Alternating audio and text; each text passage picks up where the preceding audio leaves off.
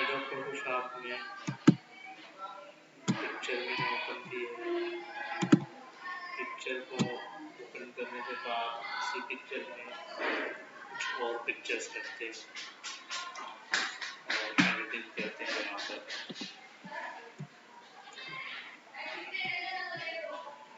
Pictures लाने के लिए मैं यहाँ पे डबल क्लिक करता हूँ खाली जगह पर। इसके अंदर मैं पिक्चर लाता हूँ।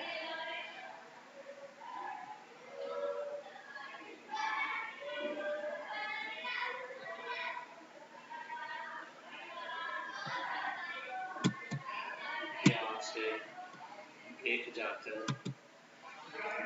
बेबीज की पिक्चर में ऐसी पिक्चर हो जिसके पीछे बैकग्राउंड भी कलर्स में वाइट में ना हो, तो इसलिए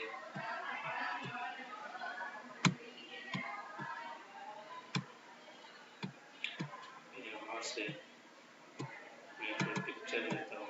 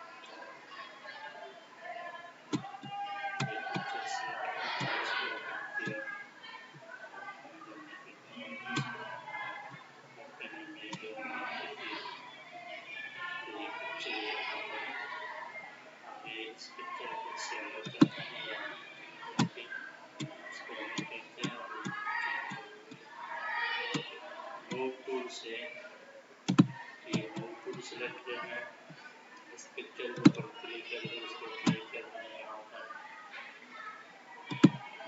ये पिक्चर यहाँ पर आ जाएगी। इस पिक्चर को यहाँ पर कंट्रोल टी से सेलेक्ट करते हैं। साइज रिसाइज करने के लिए अल्ट शिफ्ट को प्रेस किया और उसकी साइज प्रेस करके रखा और उसकी साइज बढ़ा। आप इसको डबल क्लिक करेंगे, सिलेक्शन खत्म हो जाएगी। सिलेक्शन खत्म हो जाने के बाद मैं चाहता हूँ कि ये पिक्चर जो है इस फ्रेम के इस पिक्चर के अंदर आ जाए और इसके अंदर बैकग्राउंड से खत्म हो जाए। मिसाल के तौर पे जैसे मैं यहाँ इस पिक्चर का ये वाला एरिया डिलीट कर दूँ, सिलेक्ट करके मैं डिलीट बटन प्रेस कर रहा हूँ तो ये एरिया डिलीट हो जाएगा। डिलीट हो जाने के बाद इस एरिया को सिलेक्ट करता हूँ, इसको डिलीट कर दिया। उसके बाद मैं कंट्रोल डी करता हूँ सिलेक्शन खत्म करने के लिए। कंट्रोल डी मैंने प्रेस किया। उसके बाद मैं यहाँ पर आता हूँ,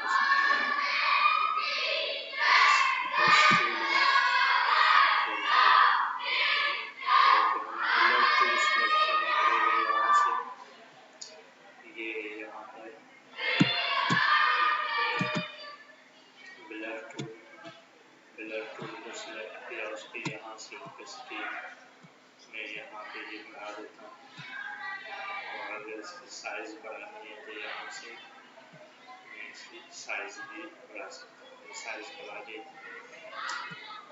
आप चाहते हैं किनारों से ये पिक्चर कितनी धुंधली हो जाए, ये यहाँ से सिलेक्ट करना चाहता हूँ कि इस तरह हो जाए या इस तरह हो जाए या इस तरह जो सिलेक्ट करेंगे हार्डनेस क्लियर करें।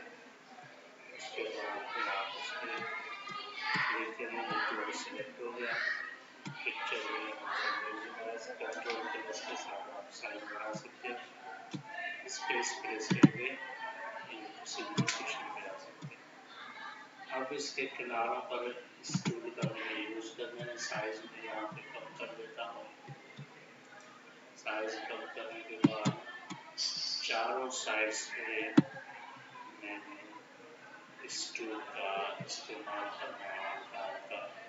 ये देखिए इस पिक्चर के जो किनारे हैं धुंधले होते जाएंगे, यानी ये जो वाज़े नज़र नहीं आएंगे, धुंधले होते जाएंगे, तो हमें ऐसा फील होगा कि ये पिक्चर जो है जैसे बैकग्राउंड पे लगी हुई है। ये ब्लर टूल का इस्तेमाल करना है। तो किनारों के जो वाज़े नज़र आ रहे हैं वो देखिए कि ब्लर टूल के साथ है ये धुंधले हो जाते हैं।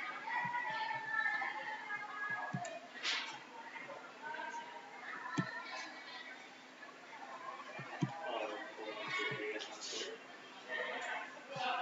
हल्का सा इसको किनारों पे करते तो इससे जो है इसके किनारों पे जो सही तरीके से वाज़े नज़र आते हैं वो चीज़ हो जाती है। कंट्रोल माइनस प्रेस करता हूँ तो पहले से कुछ जो है वो बेहतर दिखाई दे रही है पिक्चर। किनारे जो है जितना आप इस पर क्लियर लगाएंगे उतना ज़्यादा जो है ये कम आवाज़। एक ऑप्शन यहाँ पे और भी है,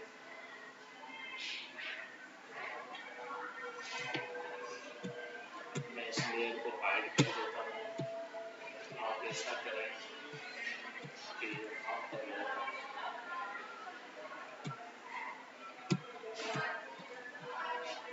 ये सिलेक्शन टूल है जिसे हम रेक्टेंगुलर मार्क टूल कहते हैं। मैं यहाँ पे सिलेक्शन बनाता हूँ। सिलेक्शन बनाने के बाद यहाँ से लेयर ही सिलेक्ट करूँगा। आप जो दूसरी पिक्चर इस बैकग्राउंड पर लेकर आना चाहते हैं उस पिक्चर को यहाँ से कट करें। सारे तौर पर मैं यहाँ से इस पिक्चर को कट करता हूँ और इसे करने के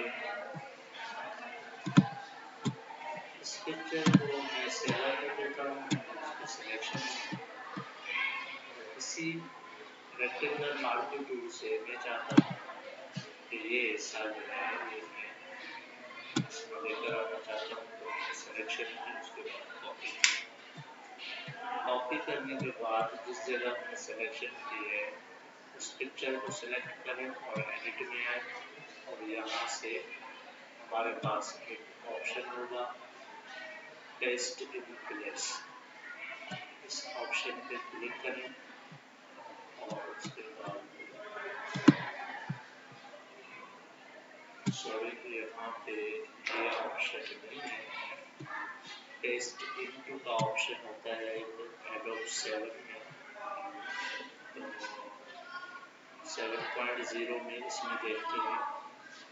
हाँ इसमें भी पेस्ट स्पेशल में पेस्ट इनटू में ऑप्शन।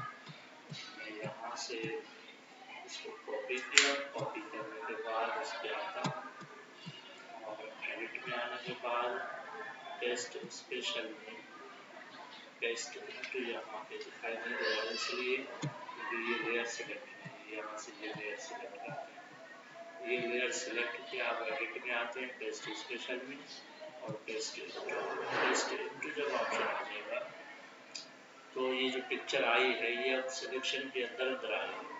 जैसे मैं इसकी साइज बढ़ाता हूँ कंट्रोल टी करके आप ये देखते हैं कि ये पिक्चर सिर्फ और सिर्फ सिलेक्शन के जो एरिया हमने सिलेक्ट किया था उसी एरिया में ये पिक्चर शो हो रही है और जगह पे ये पिक्चर शो नहीं हो रही है। देखिए एंटर प्रेस करें और फिर यहाँ से बैकग्राउंड को सिलेक्ट करके ये ब्लर टूल लें, इसकी साइज बढ़ाएं। ये देखिए यहाँ से ये इसकी साइज बढ़ाएं और साइज बढ़ाने के बाद ये देखें यहाँ पर हल्का सा ये इसमें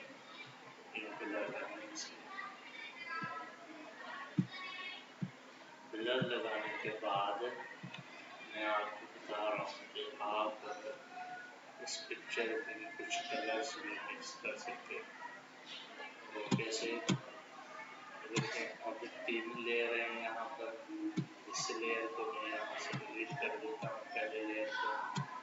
अभी ऊपर वाला लेयर नीचे वाले के साथ मर्ज करना है, तो प्रेस करता हूँ, मर्ज हो गए।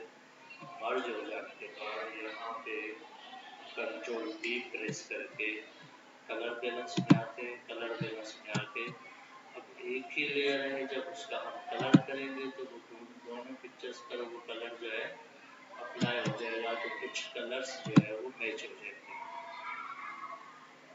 बैकग्राउंड के, और पिक्चर के कुछ कलर्स एक जैसे हो जाएंगे। जब एक जैसे हो जाएंगे तो पिक्चर उसके साथ मैच होने लगेगी। ये अगर आप चाहते हैं कि इस पिक्चर को बॉर्डर वगैरह दें, तो यहाँ पे अलग लेयर बना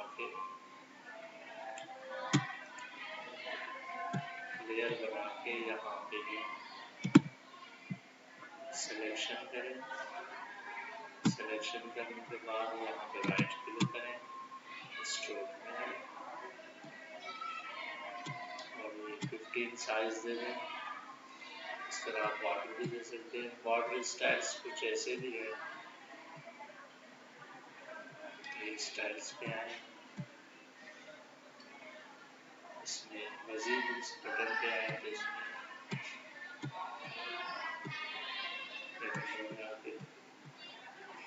स्टाइल्स पे, इसमें मजीद स्टाइल्स में स्ट्रेट स्टाइल पे क्लिक करेंगे। कुछ स्टाइल ऐसे भी होते हैं जो इस पिक्चर को बॉर्डर देने के बाद अच्छे लगते हैं, जैसे बटन बटन का हुआ है।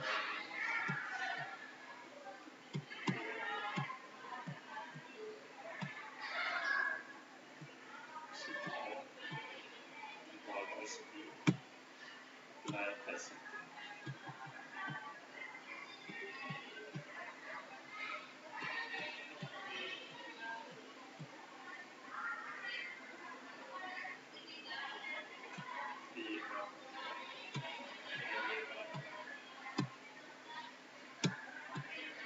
उसी तरह कलर और बैकग्राउंड पर इमेज ले आकर कलर कैसे किए जाते हैं। कलर की कमांड है कंट्रोल B, एक लेयर बना के उसके बाद आप कलर करें, control U, control B, control N। जैसे मैं यहाँ पे कंट्रोल N प्रेस करता हूँ और यहाँ से मुझे कलर सेलेक्ट करना पड़ेगा। पहले लेयर एक बनाएंगे, जो लेयर सिलेक्ट करेंगे, मैं इस लेयर को सिलेक्ट करता हूँ, यहाँ से कंट्रोल N प्रेस करता हूँ और उसके बाद यहाँ से मैं ग्रीन कलर सिलेक्ट करता हूँ। इस रॉक की तरह ले जाता तो पूरी पिक्चर में ग्रीन कलर का इतना स्पॉट ले लेंगे, नीचे लेंगे। इससे भी बैकग्राउंड कलर और जो दूसरी बैकग्राउंड पिक्चर है और जो दूसरी पिक्चर है उसके कलर्स मैच हो जाते हैं थोड़े।